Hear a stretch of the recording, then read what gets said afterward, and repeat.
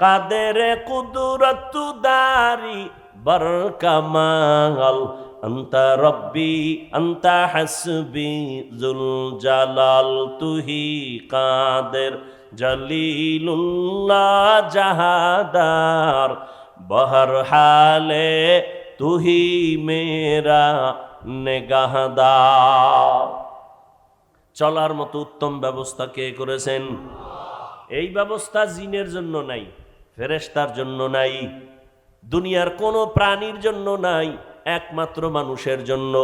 মানুষ এমন একটা প্রাণী, হাওয়ার উপরে চলে বহাল তবিয়তে, পানির মধ্যে চলে বহাল তবিয়তে, বান্দা স্থলে চলে বহাল তবিয়তে, কোনো মেধাও নষ্ট নাই, মাথাও ঘুরায় না, হাওয়ার মধ্যে চলে, পানির ভেতরে চলে, উপরে চলে, নিচ দিয়েও চলে। এই রকম শক্তি এককভাবে আর কোনো প্রাণীর নাই। মাছ আছে মা পানির ভেতরে বড় আরাম, উপরে উঠাইলি হায়াত শেষ। কি সুন্দরবন জঙ্গলে অনেক প্রাণী আছে, পানির মধ্যে ফালায় দিলে হায়াত শেষ, ঠিক নেই? মানুষ এমন একটা প্রাণী, আমার আল্লাহ এদের জন্য সর্ব জায়গায় সম্মানের ব্যবস্থা করেছেন। যেই বাঘ দেখলে মানুষ ভয় পায়, কিন্তু এমনও মানুষ এই জমিনে আছে যাদেরকে দেখলে বাঘ ভয় পায়, আছে না নাই? খাকো বাদ আবওয়াতিশ বান্দান বামানো তু মুর্দা বাহাক জিন্দান। আমনে সাপেরে ভয় পান, আর কিছু বান্দা জমিনে আছে সাপ এদের ভয় পায়। কঠিন কথা না? এ বুঝার মেধাও তো নাই, বিরোধিতা করার মেধা আছে, বিরোধিতা করার মেধা আছে, বুঝার মেধা নাই। উজানির কারি ইব্রাহিম রহমাতুল্লাহ আলাইহি চাঁদপুর জেলা কচুয়া থানা, হিন্দুদের বিশাল মালিকানার জমিন জঙ্গল সাফ করার জন্য ঢুকলেন। গিয়ে দেখে একটা গম্বুজের ভেতরে বাঘ তার বাচ্চাকে দুধ পান করায়। কারি ইব্রাহিম কয়, রে বাঘ বনিয়াদ মারছে, তুমি তোমার গন্তব্যে যাও। বলতে দেরি, বাঘ তার বাচ্চাটা কাঁধে নিয়া কুমিল্লা জেলার পাশে একটা লালমাই থানা আছে। কি মাই? লালমাই থানায় পাহাড় আছে। বাঘ তার বাচ্চা নিয়ে পাহাড়ে রওয়ানা। এখন তুমি বয়ে বয়া এটা কেমনে সম্ভব, কেমনে সম্ভব বলবেনি? এবার আমারে জবাব দাও। পৃথিবীতে শ্রেষ্ঠ বুদ্ধির গাইড কোরআন, আর কোরআন যাদের সিনায় আছে তারা পৃথিবীর শ্রেষ্ঠ বুদ্ধিজীবী। আর আমগো বুদ্ধিজীবী এটি সব যত বড় ভিআইপি তত বড় মদখোর, যত বড় ভিআইপি তত বড় সুদখোর, ঠিক নি? এরা বুদ্ধি আর কথা কন না কেন? জিবি কত, 4 না 2 না 8 জিবি? কয় একটারটা ছিল, এটা হ্যাং হয়ে গেছে। মদ পান করলেই জিবি হ্যাং, বউরে মা কয়, ঠিক নি? এরা বুদ্ধিজীবী। পৃথিবীর শ্রেষ্ঠ বুদ্ধিজীবী কোরআনওয়ালা উলামায়ে কেরাম। কারি ইব্রাহিমের কথা বাক শুনে এটা তুমি আশ্চর্য হইছো? আমাকে জবাব দাও। আপনাদের মোংলাই অঞ্চলের ভেতরে চাষাবাদ হয়নি? গরু দিয়া চাষ করেনি? হাল চাষ করে? যারা গরু দিয়া হাল চাষ করে ওই লোকগুলো IA pass, BA pass, matric pass, কি পাস? সমাজের 3rd ক্লাসের মানুষ, খুব বুঝেন, বলছি না কিছু কথা বুঝা যান। সমাজের 3rd ক্লাসের মানুষ, কৃষক, কলম দিয়া দস্তখত দিতে পারে না। এই মানুষটা যখন গরু দিয়া চাষাবাদ করে, গরুডারে যখন কয় দাঁড়া, গরু দাঁড়ায়নি। মানেন আর না মানেন, সত্য কথাটা স্বীকার করেন। গরুডারে যদি বলে ডানে যা, যায়নি। গরুকে যদি বলে বামে যাও, যায়নি। একটা 3rd ক্লাসের মানুষ, চাষি ব্যক্তির কথা যদি গরু শুনে, আল্লাহর প্রিয় তাকওয়াওয়ালা বান্দার কথা কেন বাক শুনবে না? এটা বুঝার মেধা নাই, বিরোধিতা করার মেধা আছে। ওর জিবি হ্যাং হয়ে গেছে। আল্লাহ হেদায়াত দান করুন। 500 হাঁস হাঁস হাঁস মাঠে দৌড়াইতেছে, পানির মধ্যে খাইতেছে। সন্ধ্যাবেলা মালিক যখন তার ইশারায় ডাক দিছে, আইসেনি? আপনি ডাকলে আইবে? হ্যাঁ, মাস্তানি শেষ। তাহলে আপনি সে বড় পাওয়ার লয়ে বউ রয়েছে তো ম্যাডাম, 500 হাঁসের ডাক দিলেই হাজির। ঠিক নি? বাড়ির মধ্যে সারা মুরগি ঘুরে আর খায়, আপনি ডাকবেন সন্ধ্যাবেলায়, আপনার ডাকি জীবনে আসবে না। মালিক যখন ডাক দিবে, যে যেখানে থাক, আওয়াজ পাইছে মুরগি সব হাজির। খোয়ারের মধ্যে ঢুইকা গেছে, ফজরের নামাজটা পইরা। এবার আপনি যদি কোন আদার খানা দিবেন, ডাক দেন, ওই মুরগি যেখানে রাখে ওর দরজা খুলে দিয়ে যদি আপনি ডাকেন, খাওয়ান লই আইব? খাওয়ান লাগবে না, আপনার ম্যাডাম আটতেছে দেখে ভিতরে বইয়া সিগন্যাল দেওয়া শুরু করবে যে আমরা কিন্তু চিনা ফেলাইছি, তাড়াতাড়ি খাওয়ান দাও। ওই যে কথা আমার শুরুর থেকে, কপাল যদি ফুইরা যায়, রসুলের বয়ানও কাজ হয় না। যেটির কপাল নষ্ট, এরা শুধু আলেমদের পিছে লাগবে। যারা আলেমদের বিরোধিতায়, এটাই প্রথম প্রমাণ ওর কপাল খারাপ, ওর উপরে আল্লাহর লানত। আল্লাহ হেদায়াত দান করুন। মানুষ আল্লাহ সৃষ্টি করার পরে মানুষ যেন দুনিয়াতে এসে তার সম্মানটাকে ধরে রাখতে পারে, এই জন্য ব্যবস্থা দিলেন 2টা। বলেন কয়টা? একটা ব্যবস্থার নাম রিজালুল্লাহ, আর একটা ব্যবস্থার নাম কিতাবুল্লাহ। রিজালুল্লাহ মানে আল্লাহর প্রতিনিধি, আল্লাহর সিলেকশন করা ব্যক্তি। আর কিতাবুল্লাহ মানে আল্লাহর দেওয়া কিতাব। জমিনের মধ্যে আল্লাহ যত ব্যক্তি দিলেন, এর মধ্যে শ্রেষ্ঠ ব্যক্তি রহমাতুল্লিল। আল্লাহ যত কিতাব দিলেন, শ্রেষ্ঠ কিতাব হলো কোরআনুল কারীম। দোনোটা আসছে মক্কা নগরীতে, এজন্য মক্কার দাম বেড়ে গেল। ঠিক নেই? এই জিনিস আসছে আমার মধ্যে, দাম বেড়ে গেল। এই আল্লাহর দেওয়া সম্মানের বস্তু কোরআন। আপনাদের মোংলায় বিল্ডিং আছে অনেক, একটা বিল্ডিং এরও কোনো দাম নাই। আল্লাহর কোরআন যেই ঘরটায় পড়াই, টিনের ঘরের যেই মূল্য। ঠিক নেই? সোফা দিয়ে বানাইছেন, সুন্দরবনের 12 দামি দামি কাঠ দিয়ে সোফা বানাইছেন, লক্ষ লক্ষ টাকা দাম। কিন্তু এর থেকে নরমাল কাঠ দিয়া কোরআনের রেহাল বানাইছে, ওই সোফার থেকে দাম বেড়ে গেছে। ঠিক নেই? জামার কাপড় 600-700 টাকা গজ, কিন্তু সামান্য কাপড় টেইলার ফালায় দেয়, ওটা দিয়া কোরআনের গিলাপ লাগায় দিছে, দাম বেড়ে গেছে। মানুষের কাছে কোরআন আসছে দাম। এজন্য 1500 বছর আগে রহমতের নবী বিদায় বেলা চ্যালেঞ্জ দিয়ে গেছেন, 2টা জিনিস রেখে গেলাম, এই 2 জিনিস যদি আঁকড়াইয়া ধরো, ঈমানও যাবে না, সম্মানও যাবে না। 1 নম্বরে কোরআন, দ্বিতীয় হলো রসুলের সুন্নতের আদর্শ। আল্লাহর জাতের কসম, 1500 বছর পরে এখনো যাদের কাছে কোরআন আছে, রসুলের সুন্নত আছে, এদের মতো সম্মানে দুনিয়াতে আজও কেউ নাই। চেয়ারম্যানের চেয়ারের মেয়াদ শেষ, এমপি সাহেবের চেয়ারের মেয়াদ শেষ, কোরআনওয়ালা আমরা যারা এই চেয়ারটায় বসছি, এই চেয়ারের তো কোনো মেয়াদই নাই, আবার শেষ কিসের? ঠিক নেই? এই চেয়ার আল্লাহর দেওয়া সম্মানের, টাকা দিয়েও সম্মান কিনা যায়। এক সম্মান আল্লাহ দেয়, আর একটা মানুষ টাকা দিয়ে কিনে না। ওই সম্মানের ফলাফল কি বলে? প্রথমে ফুলের মালা, ফাইনালে জুতার মালা। আর আমার মাওলা যাকে সম্মান দান করবেন, এরা দুনিয়ায়ও বাদশাহ, পরকালেও তারা বাদশাহ। আল্লাহর দেয়া সম্মান। মানুষ বড় পেরেশান, কাঁদতেছে, কেউ হাসতেছে। কিন্তু উলামায়ে কেরাম এদের কোনো পেরেশানি নাই, আগেও যেমন এখনো তেমন, ভবিষ্যতেও তেমন। মহামারী করোনা এতটা ভয়ঙ্কর রূপ ধারণ করলো, স্কুল বন্ধ, কলেজ বন্ধ, চাকরি বন্ধ, ব্যবসা বন্ধ, ফ্যাক্টরি বন্ধ, দুনিয়ার সব বন্ধ হয়ে গেল। খবর নিছেননি কোরআনের একটা মাদ্রাসাও বন্ধ হয় নাই। কোন হুজুর না খায়া মারা গেছে?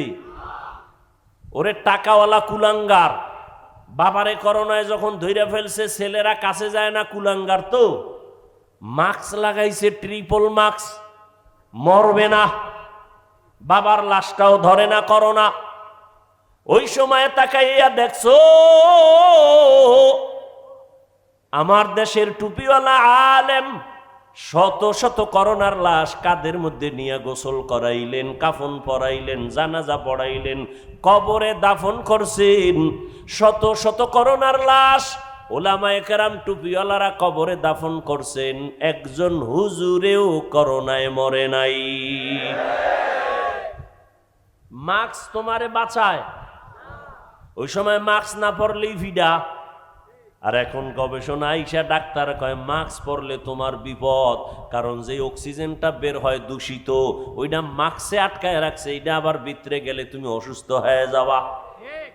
দেখছেন নি কারবার? আমরা হুজুরেরা পাও ধরে ধরে বয়ান করছি, দুইটা হাত ধুইয়া খাইতে বা হুজুর গো কথা কামে লাগে না। মাওলায় কানে ধইরা হাত ধোয়াইতেছে, মাস্ক লাগায়, পকেটের মধ্যে মেডিসিন বাইর করে আর হাত ধোয়, বাইর করে আর হাত ধোয়। আমারেও কয় হুজুর ধুইবেননি।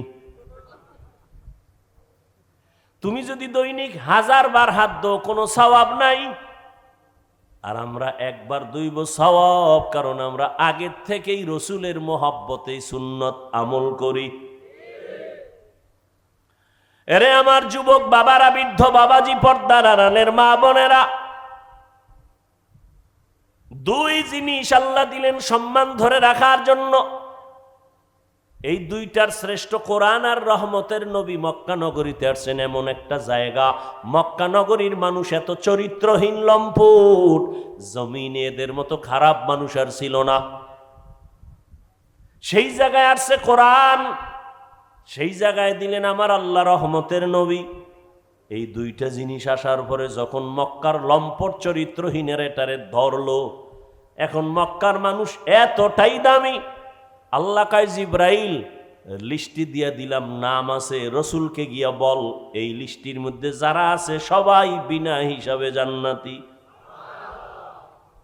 এই দুই জিনিস ধরার কারণে আল্লাহ পাক রব্বুল আলামিন রহমতের নবীকে পাঠানোর পর 40 বছর পরে রহমতের নবীর উপরে আল্লাহ কোরআন অবতীর্ণ করবেন। এখনো কোরআন আসে নাই।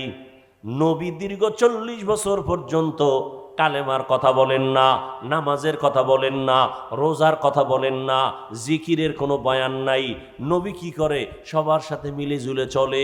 সবাই কিন্তু মূর্তি পূজা করে, মুশরিক, সবাই আল্লাহ বিরোধী, কিন্তু নবী কিছুই বলেন না, সবাইরে বুকে লাগায়, সবার সাথে মিলজুল করে মোহাব্বত, মানুষের ভক্তি আর শ্রদ্ধা বেড়ে গেল।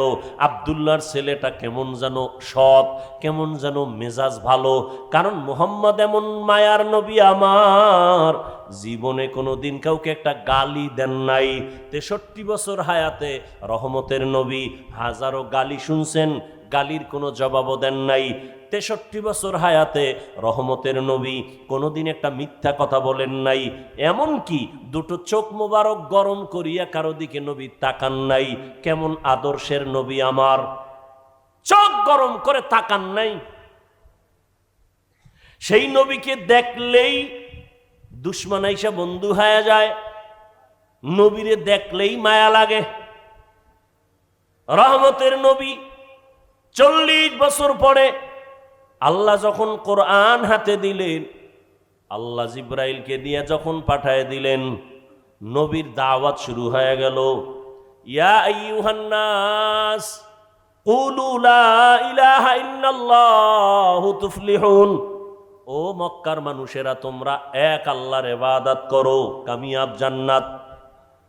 নবী দাওয়াত দেয়, দুশ্মনীও বেড়ে গেছে। কিছুদিন পরে নবী আবার দাওয়াত দিলেন, কুলিদুল্লাহ আবিদুর রহমান, রহমানের ইবাদত করো। কার? খেয়াল করতেছেন নি? আমি কিন্তু আয়াতের ব্যাখ্যায় ঘুরাইয়া সবে আইসা ঢুকছি, কিন্তু রহমানের ইবাদত করো। মুশরিক ইহুদি এর এত বেয়াদব, হুদা ও রসুলের প্রশ্ন করে আটকায়, কিন্তু আল্লাহ যদি বাঁচায় দেয় আটকাবে কে? কিছু সমাজে মানুষ আছে না, হুদা ও হুজুরকে প্রশ্ন করে আটকায়। ইমাম সাহেবের সাথে দেখা, মসজিদে যায় না, ইমাম সাহেবকে, এই তোমার বাবা মসজিদের কমিটিতে আছে, তুমি মসজিদে আও না কেন? এই সালাকিয়ান হুজুরের আটকাইবে কেমনে? হুজুর আপনার কাছে আমার একটা প্রশ্ন, কি মুসা নবীর মায়ের নাম কি? রাস্তায় খাড়াই একটা মাইরে দিছে, হুজুর কয় এটা তো আমার দেখে কইতে হইব, কাইল কমু। কয় এই জন্যই তো মসজিদে যাই না। আপনাদের মধ্যে কিচ্ছু নাই, জ্ঞান নাই, এলেম নাই, কি জন্য আপনাকে রাখছে আল্লাহই জান। পরের বাড়ি খাইয়া সব শেষ করছেন। পরের বাড়ি খায় না কোন চোরায়? বাংলাদেশে একটা লোক দেখাও যে পরেরটা খায় না। আমগো মানুষ দেয় হাদিয়া, না নিলে কষ্ট পায়, আর তোমরা তো চুরি করে খাও, বুকে ছুরি লাগায় খাও, দোকানের শাটার টান দিয়ে খাও। তোমরা ডাকাত, তোমরা চোর। এদেশের পিওর, এদেশের মানুষের কলিজার বন্ধু, নিরেট নির্ভেজাল, এদেশের শ্রেষ্ঠ সম্পদ উলামায়ে কেরাম, আর কেউ নয়। উলামায়ে কেরাম এই জাতিকে নিয়ে যতটুকু ভাবে, এই ভাবনাটা বাংলাদেশ আর কেউ ভাবে না। বলবে হ্যাঁ ভাবে, হ্যাঁ আমি বলি ভাবে। কিভাবে? তোমারে যদি 5 টাকা দেয়, তোমার থেকে 5,000 নেওয়ার ধান্দায় থাকে। সবাই ভাবে তার চেয়ার ক্ষমতা, ঠিক নেই? ওলামায়ে কেরাম নিজের চেয়ার নিয়ে ভাবে না, ইমামতি থাক আর যাক টেনশন নাই, ওয়াজে দাওয়াত দাও না দাও টেনশন নাই, সবাই উম্মতের নিয়ে ভাবে। এই জন্যই তো ওলামায়ে কেরাম যখন বৈষম্য বিরোধীতে না নামে তখন সফলতা আসে নাই। যখন আলেমরা মাদ্রাসার তালেবেল ইলম ছাত্ররা নামছে, সফলতার চাঁদ উদিত হয়ে গেছে। এতটা সফলতা হইয়া হুজুরেরা কইছে আমগো ম্যাজিস্ট্রেট বানাও, কইছে? হুজুরেরা বলে নাই আমগো এই চাকরি বাকরি লাগবো না, আমাদের মাওলা যে সম্মান দিছে এর থেকে আর বড় সম্মান লাগবে না। তবে আমগো একটা কথা, জুলুম যদি করো আবার আন্দোলন করা হবে। কত মানুষ ইমামরে গালি দেয়, এই আমগো বিরুদ্ধে ফেসবুকে লেখে, আসেনি? 24টা ঘন্টা বিরোধিতা বিরোধিতা বিরোধিতা, কিন্তু কোনো হুজুর কোনোদিন কাউকে গালি দেয় না, বরদোয়া করে না, মোনাজাতে খালি দোয়াই করে। আল্লাহ এলাকায় শান্তি দাও, ব্যবসায়ীদের ব্যবসায় বরকত দাও, কবরওয়ালাদের জান্নাত দাও, অসুস্থ রোগীদের সুস্থ বানাও। এই দোয়া আর কেউ করে? করে? ডাক্তারেরা দোয়া করে, ও আল্লাহ সব এলাকার ডায়রিয়া বানায় দাও, ঠিক না? তাহলে আমার ব্যবসা জমজমাট। কবরস্থানের দারোয়ান, কিরে তোর ব্যবসা কেমন? কয় কম মানুষ মরে না। ওই সময় খালি দোয়াই করে, আল্লাহ খালি যেন মানুষ মরে, মরলেই খুশি, একটা লাশ অনেক টাকা। কিন্তু এই জমিনের মধ্যে হুজুরেরা, এই আমাকে বলেন তো, সত্য কথাটা বলেন, আমি আন্দাজি কথা বলি না, একটু বলেন তো, সরকারি বা বেসরকারি চাকরি যারা করে, ডিউটি কয় ঘন্টা তাদের দিন প্রতিদিন? বলেন। আচ্ছা, সর্বনিম্ন বেতন কত? একটা ধারণা দিয়ে কন, কত? 15 বা 20,000 ধরি, কত? 10-12? আচ্ছা 10,000, 10-12,000 ধরলাম। এরপরে টেবিলের নিচে তো বহু মুক্তা পড়ে থাকে, আছে না নাই? ডিউটি কয় ঘন্টা? 8 ঘন্টা। মাসে কত নেয়? 12,000, তাই তো? এরপরে ডানে বামে আরো মুক্তা তো পায়, পায়নি? পায়। আমগো ইমাম যারা মসজিদে থাকে, এগুলো ডিউটি কয় ঘন্টা? এই সত্য কথা বলেন। 24 ঘন্টা। বেতন কত?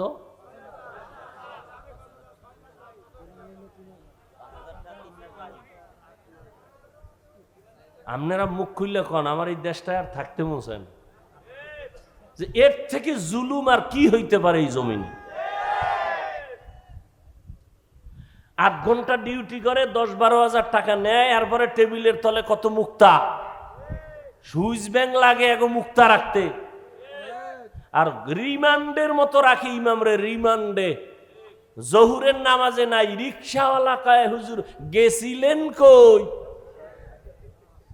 হুজুর কয় কে তুমি? আমি রিক্সা চালাই। তোমার এত পাওয়ার? কয় মাসে 5 টাকা বেতন দেই। আপনারা হাসেন, এটা কোন ইনসাফ? 24 ঘন্টা রিমান্ডে রাখা হয়। ইমাম সাহেব মেয়ে ছেলের চিন্তা করে না, ঘরের চিন্তা করে না, বউয়ের চিন্তা করে না, 5-7 হাজার টাকার জন্য 24 ঘন্টা আপনার পেছনে সময় দেয়, একটা গালি দেয় না, বেতনের জন্য আন্দোলন করে না। কোন ইমাম সাহেব কি জুমায় বইয়ে বলছে এই আগামী 1 তারিখের মধ্যে 13,000 বাড়াবি, নাইলে আসর থেকে সূরা ঘুরাই দেব? কইছে? এরপরও যারা আলেমগো বিরুদ্ধে লেখে, কঠিন গালি দিতাম, অদ্দুর দিলাম না, হালকাভাবে কই, ওরা মা বাবার অভিশপ্ত সন্তান, ওদের উপরে আল্লাহর গজব।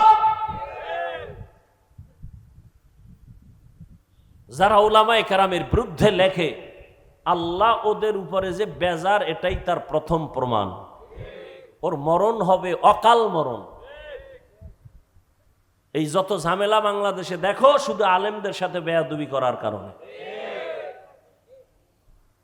আল্লাহ হেদায়েত দান করুন। আর একটু সামনে আগাবো।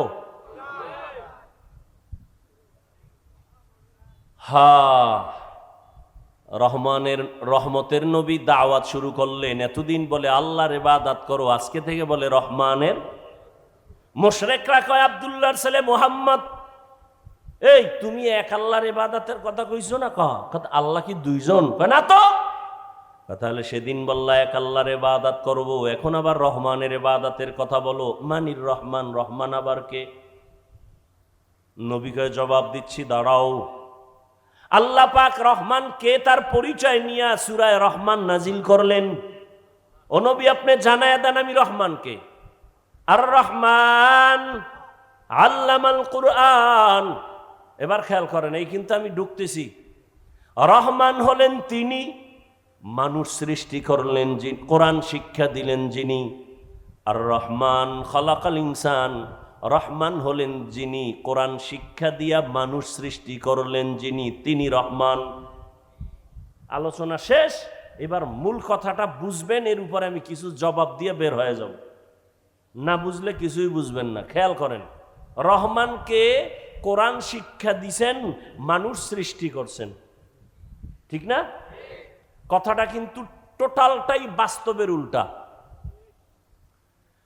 আল্লাহ বলেন আমি এমন রহমান, কোরআন শিখাইছি, মানুষ সৃষ্টি করেছি।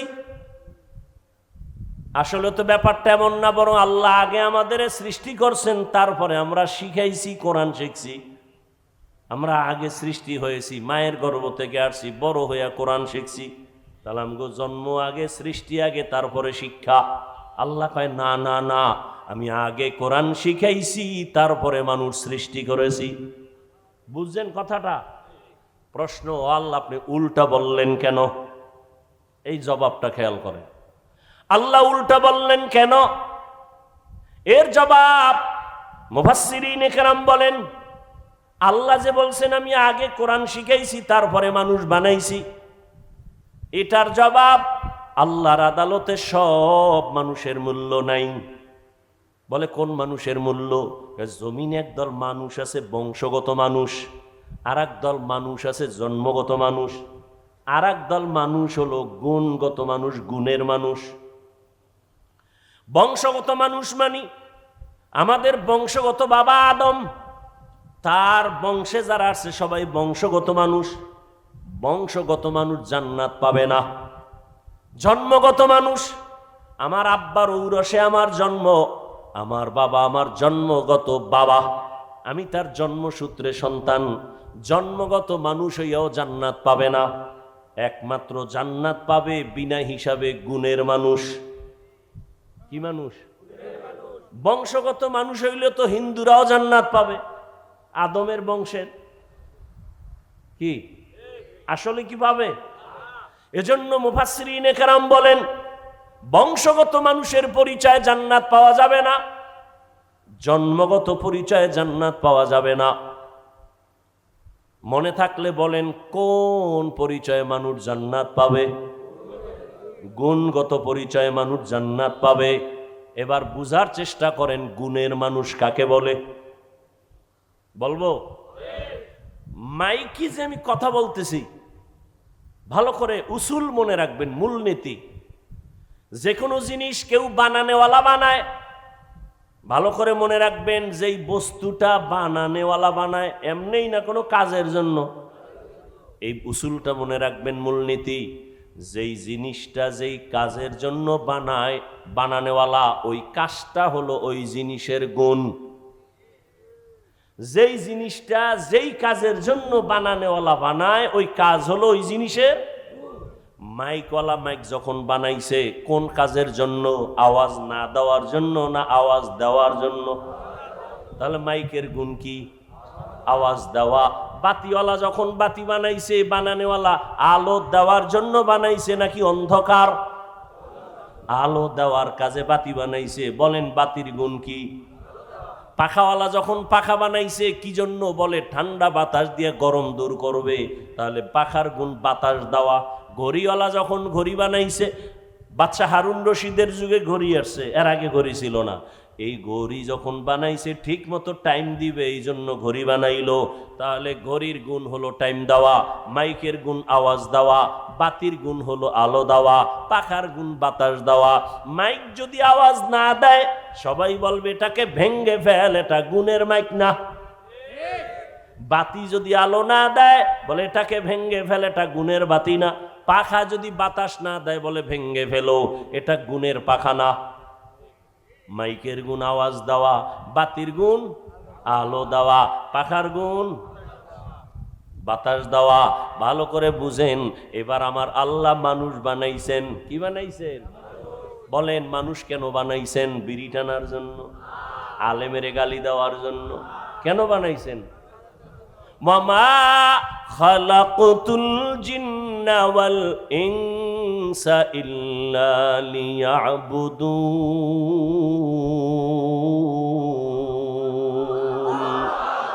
মা খালাকতুল জিন্না ওয়াল ইনসি বাখা জুজ ইবাদাত নিস্তে মাকসুদ আজ্জাহা। মানুষ বানাইছে আল্লাহ কি জন্য? ইবাদতের জন্য। ইবাদত মানে কি? সারা রাত তসবিহ টানা, সারাদিন রোজা রাখা না। জীবনে মানুষ যা করবে সব ইবাদত। খানা খাবেন ইবাদত, ঘুমাবেন ইবাদত, নামাজ পড়বেন ইবাদত, নামাজ পড়বেন না এটাও ইবাদত। বুঝেননি? জীবনভর নামাজের বয়ান শুনলাম, আমার আগের হুজুরও তো নামাজের গুরুত্বের কথা বললেন, শুনছি নামাজ পড়া ইবাদত, নামাজ না পড়াও ইবাদত। এটা আবার কেমন কথা? যদি এটা কথাই হয় তো এই বয়ানি আমগো লাগে। আমরা নামাজ না পড়ে ইবাদতে আছি, এর থেকে আর শান্তি কি? এজন্য বহু বন্ড পীরেরা কয় নামাজের মতো নামাজ একবার পড়লেই হয়। একবার একবার করে জীবনে পড়েই না। ভালো করে মনে রাখবেন, রোজা রাখা ইবাদত, রোজা না রাখাও ইবাদত। আন্দাজি খেলি ঠিক। যদি জিজ্ঞাসা কি জন্য ঠিক কইলেন, আব্বাও জানে না আমিও জানি না, তাল মিলাইলাম। বাঙালি তো বড় চালাক। কয় ভাই আপনার দাওয়াত? কা আলহামদুলিল্লাহ। কয় আপনার বাড়ি? কয় নওজুবিল্লাহ। সব ইবাদত। হাসি দিবেন ইবাদত, কান্না করবেন ইবাদত, ঘুমাবেন ইবাদত, সব ইবাদত। জীবনে যা করবেন, ব্যবসা চাকরি যা করবেন, সব ইবাদত। মন গড়া না। দুইটা শর্তের বিনিময় হতে হবে। এক নাম্বার শর্ত রেজা বিল কাজা, দ্বিতীয় শর্ত হলো তরিকায়ে রাসূল। আমি যা করব, যা বলবো, সব হবে আমার আল্লাহর সন্তুষ্টির জন্য, মদিনাওয়ালার তরিকা। কার তরিকা? রহমতের নবীর আদর্শ ছাড়া নামাজ পড়বা হবে না।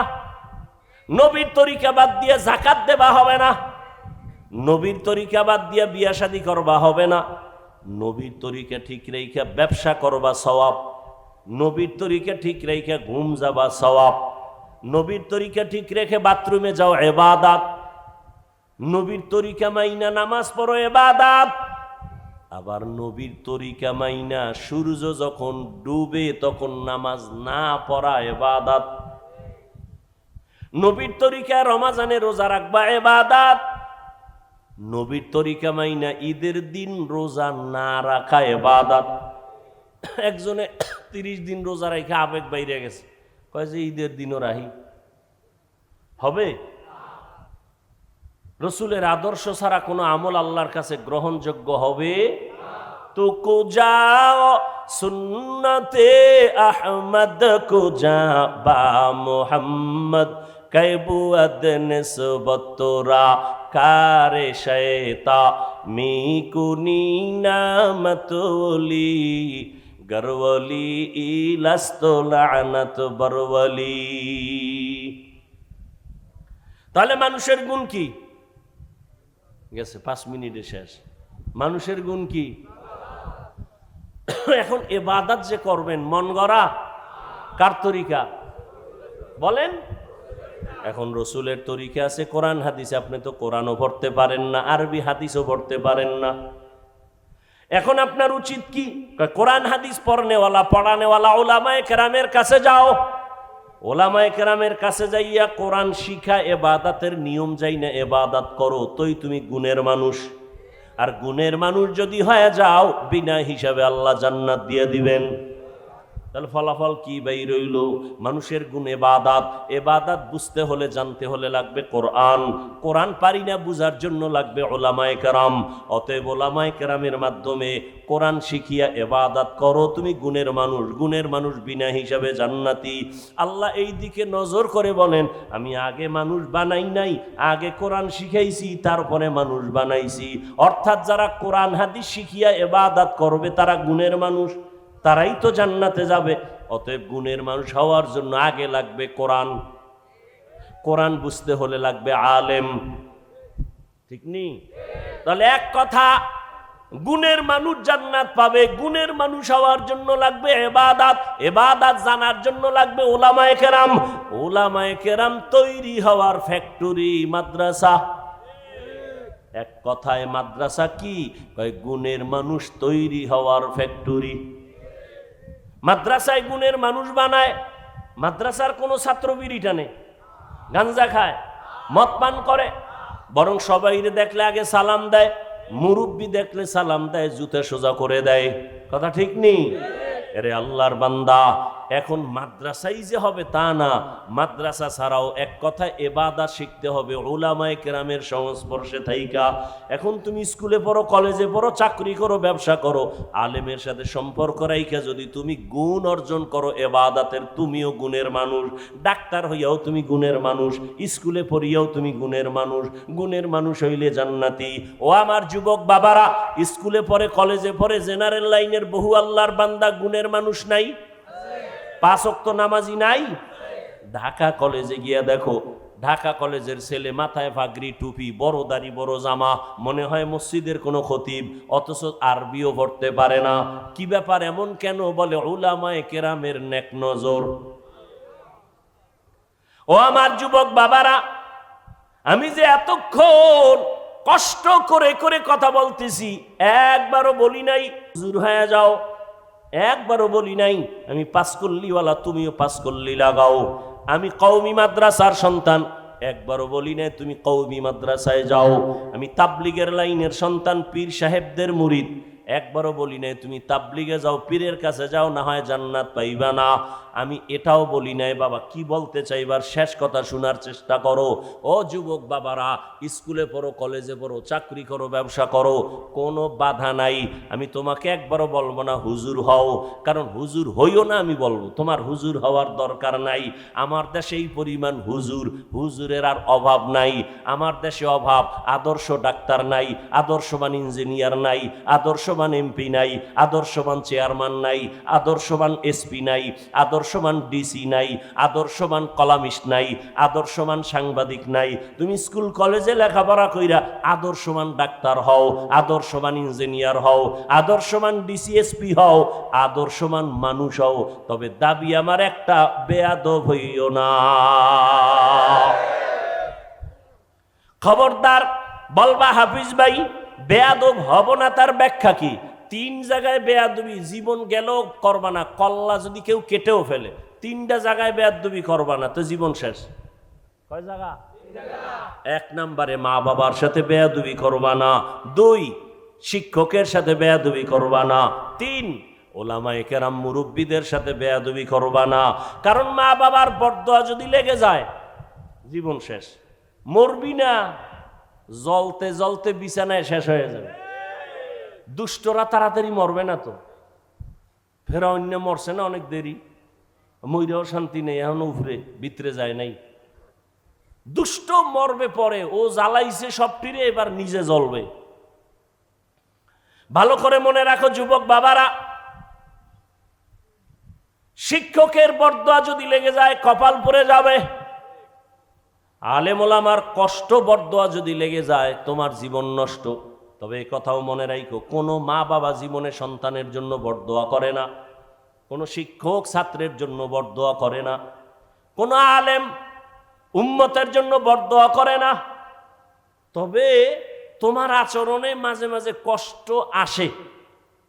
মা বাবায় যদি তোমার আচরণে কষ্ট পায় বলে আহ, তোর জীবন শেষ।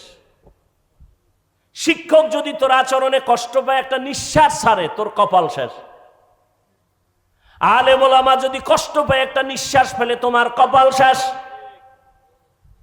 এই জন্য বলছি রে যুবক, তুমি স্কুলে পড়ো, কলেজে পড়ো, চাকরি করো, ব্যবসা করো, মা বাবারে কষ্ট দিও না, শিক্ষকের সাথে বেয়াদবি করিও না।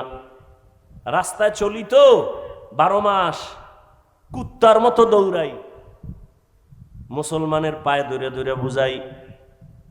অনেক পাগল দেখছি, ল্যাংটা পাগল, ইংলিশে কথা কয়। যুবকরা দেখছো পাগল হয়ে কি ইংরেজি শিখছে? ও ভালো একটা ছাত্র ছিল, বেয়াদবি করার কারণে পাগল হয়ে গেছে। মাঝে মাঝে বহু পাগল দেখি আরবিতে কথা বলে। মাদ্রাসার ভালো ছাত্র ছিল, বেয়াদবি করার কারণে রাস্তার পাগল হয়ে গেছে। পাগল হইতে কি লাগে, ব্রেন্ডের একটা তার ছিঁড়ে গেলে তো শেষ শেষ। এজন্য বেয়াদবি করা যাবে না। মা বাবার দোয়া ছাড়া জীবন সফল হবে না রে বাবা, আল্লাহর কসম। আমি হাফিজুর রহমান এই চেয়ারে বৈশা বয়ান করি, আমার মা বাবার চোখের পানি আর দোয়া ছাড়া সম্ভব না। তবে আমার মা বাবার দোয়া করছেন, কান্না করছেন, তবে আমারে আব্বা আম্মা বয়ান শিখায় নাই। আমি যে দস্তখত দিইটা আমার আব্বা আম্মা শিখায় নাই। আমারে বয়ান হাতে ধইরা ধইরা শিখাইছেন আমার শিক্ষক, ঠিক নি? ওই শিক্ষকের অবদান আছে না নাই?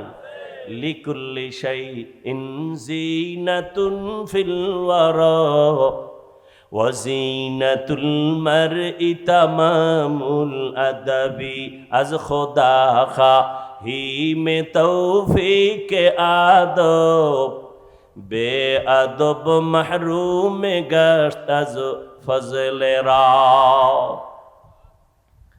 ও আল্লাহর বান্দারা, ওই মা বাবার দোয়া তোমার সফলতার চাবি, শিক্ষকের দোয়া ছাত্রের জন্য সফলতার চাবি, ওলামায়ে কেরামের দোয়া জীবন সফলতার চাবি। আজকে তোমার মধ্যে মুসলমানিত্ব বলতেই নাই। এখানে যত মানুষ আপনারা আছেন সবাই তো মুসলমান, ঠিক না? আপনাদের আল্লাহ আমার আল্লাহ দুই, সবাই বলেন। কি ঘুম আসতেছে? ঘুম আসতেছে আপনাদের? আপনার আমার আল্লাহ, নবী, কোরআন, কাবা, ধর্ম, কালেমা, দুনিয়াতে আসছি সিস্টেম না? আপনারা লুঙ্গি পরে আসছেন। বিদায় বেলা কাফনের সংখ্যা, আমারও 3 কাফন, আপনাদেরও 3 কাফন, মা বোনদের 5টা কাফন হবে, কালার হবে আলাদা।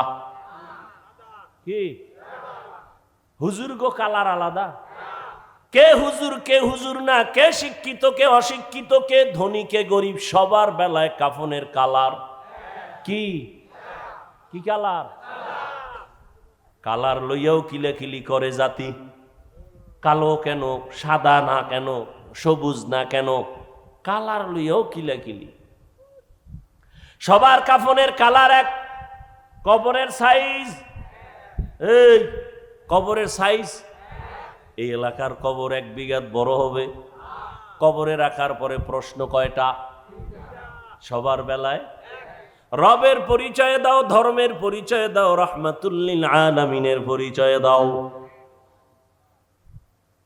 আপনিও মুসলমান, আমিও মুসলমান, আপনার আমার আল্লাহ এক, নবী এক, কোরআন এক, কাবা এক, ধর্ম এক, কালেমা এক, কবর এক, প্রশ্ন এক, কাফন এক, কালারও। অথচ আপনার আমার বয়ান করা লাগবে কেন? আমি তো হিন্দুদের বয়ান করব, ইহুদিকে বয়ান করব। পঞ্চগড়ে যাব, সেখানে বয়ান করা দরকার, টাকা দিয়ে কাদিয়ানি বানায়। চট্টগ্রামের পাহাড়ে গিয়া বয়ান করা দরকার, খ্রিস্টান মিশনারিরা মুসলমানের টাকা দিয়া ধর্মান্তরিত করায়। যাওয়ার টাইম নাই আপনাদের, পাও ধরতে ধরতে ধরতে ধরতে নিজের জীবন শেষ। গাধার মতো দৌড়াই সারা দেশ, আমি একা, হাজার হাজার আলেম তাবলিগলার আপনাদের বুঝায়, পীর সাহেবরা বুঝায়, জুমার দিন খতিব সাহেবরা বুঝায়, ও বাবা আপনার আল্লাহ আমার আল্লাহ এক, নবী এক, কোরআন এক। অথচ আমি টুপি খুলতে চাই না। আপনি কেমন মুসলমান যে টুপি দিতেই চান না? আকল কি এত নষ্ট হয়ে গেল? আমি দাড়ি কাটলে লজ্জা পাই, আপনি কেমন মুসলমান যে দাড়ি রাখতে গেলে লজ্জা পান? আমি মসজিদে না ঢুকলে লজ্জা লাগে, আপনি কেমন মুসলমান যে মসজিদে ঢুকতে গেলে লজ্জা লাগে? আমি পর্দা না করলে লজ্জা লাগে, আর আপনি কেমন মুসলমান যে পর্দা করতে গেলে লজ্জা লাগে? আজকে পর্দার বয়ান করলে বিরোধিতা করবে বিধর্মীরা, কিন্তু মুসলমান দাঁড়ায় একা, হুজুর এই বয়ান দরকার নাই। ইসলাম কি হিন্দুরা ধ্বংস করছে? বাংলাদেশে কোনো হিন্দু ইসলামের বিরুদ্ধে কইছে মাদ্রাসা আগুন লাগাও? মোনাফেক মুসলমানরাই যথেষ্ট। ইমাম সাহেব বয়ান করছে কোরআন হাদিস দিয়া, আর এক দল মুসলমান বিরুদ্ধে নেমে যায়। ইমামের পিছনে নামাজ পড়িয়া চায়ের দোকানে যায়, আবার ইমামের বিরোধিতা করে। ঠিক নেই? আল্লাহর আইন আল্লাহর। ফিলিস্তিনের জমিনে কেন মার খায়? ওরে মুসলমান তো হইতে পারি না রে বাবা। আল্লাহর আইন, মানুষ যদি আল্লাহর গোলামি বাদ দিয়া মানুষের গোলামি করে, তখন আল্লাহ পাকের আইন হলো বেঈমানের হাতে পাওয়ার দিয়ে বলবে মুসলমানের ভিডা। মানুষ হইয়া চিন্তা করেন তো, আমরা বাংলাদেশিরা কতটুকু আল্লাহর গোলামি করি? দোকানওয়ালা লোন উঠাইয়া দোকানদারি করে, সুদ ছাড়া ব্যবসা চলে না। অথচ আল্লাহর বড় দুশ্মন 2 দল। আল্লাহর দুশ্মন কেমন দুশ্মন? আল্লাহ নিজে বলে আমি আল্লাহ নিজে তোর সাথে যুদ্ধ করব। এবার বুঝেন যে আল্লাহ কতটা রাগ তাদের সাথে। কয় দল? 2 দল। এক দল সুদখোর, আর এক দল ওলিয়া উলিয়ার দুশ্মন। সুদের কথা আছে কোরআনে, ওলিয়া উলিয়ার কথা আছে বুখারী শরীফে। এই জন্য আমি সারা বাংলাদেশে ঘুরে ঘুরে বলি আল্লাহর কসম, যারা বলে আমরা পীর আউলিয়া মানি না, আমি বলি ওরা কোরআন মানে না, বুখারী মানে না, ওরা ভণ্ড। ওদের যারা ভণ্ড বলে না তারাও ভণ্ড। এরা আল্লাহর কঠিন দুশ্মন। আল্লাহর যুদ্ধ নিজে করবেন তাদের সাথে। একদল যারা ওলিয়া উলিয়া মানে না, বলার আমার সময় নাই, ওলিয়া উলিয়ার কথা আছে বুখারীতে। আর একদল সুদের সাথে যারা জড়িত, এদের কথা আছে কোরআনে সূরা বাকারায়। এরে আল্লাহর বান্দারা, বেঈমানের গোলামিতে আমরা পূর্ণ। কাদিয়ানীর বিরুদ্ধে কত আন্দোলনে আলেম ওলামা আমরা সবাই করি, অথচ ঘরে ঘরে কাদিয়ানীর পণ্য। ঠিক নেই? ইসরায়েলের বিরুদ্ধে এত স্লোগান, দোকানে দোকানে ইসরায়েলের পণ্য নাই? কেমনে বয়ান করব, কেমনে বুঝাবো, বুঝি না রে বাবা। তারপরে আমাদের চেষ্টা তো কমানো যাবে না। দোয়া একটা চেষ্টা, পারলে ওখানে যাব। সারা দুনিয়ার মুসলমানের বিপদের সামনে দাঁড়ানো। ভারতের খবর জানো? ফেসবুকের মুরিদেরা, ভারতের ভিতরে মসজিদের উপরে হামলার উপরে হামলা চলতেছে, মুসলমানকে মারতেছে। বাংলাদেশে থাইকা মনে কইরো না আরামে আছো, তোমাকে একটা টোকা দিলেও কাউকে খুঁজা পাওয়া যাবে না। এত বেশি পরিমাণ ছিল ভারতে মাদ্রাসা, আলেম ওলামা। ব্রিটিশ বেঈমানেরা সব সাইজ করে ফেলেছে। কই ভারতের হালাত? 800 বছরে স্পেন শহর মুসলমানরা লাগাতার শাসন করেছে। সেই স্পেনের হালাত এমন যে আজকে আজান নাই। এরে নবীর উম্মত, মুসলমানের ইমানের হালাত এতটাই যে দুর্বল, সারা দিন রাত্র বয়ান করার পরও কেন ফলাফল এত শূন্য? এরে আল্লাহর গোলাম, আমাদের ইমান দিন দিন শুধু দুর্বল হচ্ছে। কারণ ইবাদত আল্লাহর কাছে কবুল হওয়ার জন্য যেমন রসুলের তরিকা শর্ত, তেমন হালাল খানাও শর্ত। কয়জনার খানা হালাল? এরে যুবক, তোমার মতো যুবক স্কুল কলেজে পড়িয়াও 5 বেলার নামাজ পড়ে আছে না নাই? আল্লাহ বিবেক দিছে, বিবেকটাকে জিজ্ঞাসা করো তুমি কেন পারো না? তোমার মতো যুবক র্যাব, আর্মি, পুলিশ, বিডিআরের চাকরি করে নামাজি আছে না নাই? বলো তুমি কেন পারবা না? তোমার মতো যুবক রাস্তায় গাড়ি চালায় নামাজ পড়ে, নদীর মধ্যে মাছ ধরে নামাজ পড়ে, বলো তুমি কেন পারবা না? তোমার মতো যুবক শিক্ষকতা করে নামাজ পড়ে, ডাক্তার, প্রফেসর, ইঞ্জিনিয়ার, নামাজি অভাব নাই। বৃদ্ধ বাবাজি, আপনার মতো কত বুড়ারা মসজিদে গিয়ে নামাজ পড়ে, আপনি কেন পারেন না? ও পর্দার আড়ালের আম্মা জানেরা, বোনেরা, আপনার মতো কত মা, কত বোন এখনো আছে এই এলাকার মধ্যে পর্দা করে নামাজ পড়ে নাই? এরে আম্মা জানেরা, আপনারা কেন পারবেন না? আপনার মতো কত মা স্বামীর মাল হেফাজত করে, মোবাইলে সময় নষ্ট করে না। আল্লাহ সন্তান দিছেন, সন্তানটাকে আদর্শওয়ালা বানায় যান। ডাক্তার বানাবেন, কোরআন পড়ায় আদর্শওয়ালা বানায় যান। মা বাবার জন্য কোরআন পড়বে, দোয়া করবে। ও মা, আপনার মতো কত মা যদি পর্দা করে, আপনি কেন পারবেন না? এখনো সময় আছে, তওবা করেন। মরিয়া গেলেও যাবেন আর নামাজ ছাড়বেন না, বেপর্দায় চলবেন না, মোবাইল সময় নষ্ট করবেন না। সন্তানটাকে আদর্শওয়ালা বানায় যাবেন, ডাক্তার বানাবেন, ইঞ্জিনিয়ার বানাবেন। মা বাবার দোয়া নিয়া, শিক্ষকের দোয়া নিয়া, উলামায়ে কেরামের পরামর্শ নিয়ে চলবে। ও যুবক বাবারা, এখনো সময় আছে, তওবা করো। জীবনে তো গুনাহ কম করো নাই। মনে চাইছে দাড়ি রাখবা না, কেটে ফেলেছো। মনে চাইছে নামাজ পড়বা না, পড়ো নাই।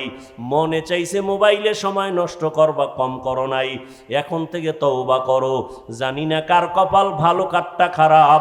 এখনো সময় আছে, তওবা করো। মনে মনে আমার আল্লাহকে বলো, হে আল্লাহ, জীবনে তো কম দাড়ি কাটি নাই, বেপরদায় কম চলি নাই, কোন দিন মরণ হবে জানি না। আজকে থেকে তওবা করে নিলাম। স্কুলে পড়ি আর কলেজে পড়ি, চাকরি করি, ব্যবসা করি, আর দাড়ি কাটবো না, নামাজ ছাড়বো না, বেপরদায় চলবো না, মোবাইলে গুনাহ করবো না। মা বাবার দোয়া নিয়া, শিক্ষকের দোয়া নিয়া, উলামায়ে কেরামের পরামর্শ নিয়া, নবীজির তরিকা মেনে চলবো। তওবা করার মতো যদি কারো অন্তর তৈরি হয়, মুনাফিকি না থাকে, খাঁটি তওবার নিয়ত যাদের আছে, দুটো হাত আমার আল্লাহকে দেখায়া দাও। আয় আল্লাহ, হাতগুলো কবুল করে নেন, তওবা কবুল করে নেন। তওবার উপরে মজবুত হইয়া চলার মতো তৌফিক দান করেন, আমিন। আলহামদুলিল্লাহি রাব্বিল আলামিন, ওয়াসসালাতু ওয়াসসালামু আলা সাইয়্যিদিল আমবিয়াই ওয়াল মুরসালিন ওয়া আলা আলিহি ওয়া আসহাবিহি আজমাইন। ইয়া আরহামার রাহিমিন, ইয়া আরহামার রাহিমিন, ইয়া আরহামার রাহিমিন। রব্বিরহামহুমা কামা রব্বায়ানি সগীরা। আল্লাহুম্মা ইন্নাকা আফুউন কারীম, তুহিব্বুল আফওয়া ফা'ফু আন্না। আল্লাহুম্মা ইন্না নাসআলুকা রিযাকা ওয়াল জান্নাহ ওয়া নাউযু বিকা মিন সাখাতিকা ওয়ান নার। ও দয়ার মালিক, কুদরতের নজর দিয়ে তাকায় দেখেন, খোলা আকাশের নিচে আপনার বান্দারা হাজির। আয় আল্লাহ, কত উলামায়ে কেরাম, কত মুরব্বী হাজী সাহেব, কত আশিকিন, জাকিরিন, শাকিরিন, কত যুবক, কত ছাত্র, পর্দার আড়ালের মা বোনেরা, কত ব্যবসায়ী, কত চাকরিজীবী। ও আল্লাহ, আপনার দরওয়াজায় আসামির মতো আমরা হাজির হয়েছি। আয় আল্লাহ, জীবনটা গুনায় গুনায় শেষ। আমার গুনার খবর আমার মা বাবা ভাই বোন স্ত্রী সন্তানেরা কেউ জানে না।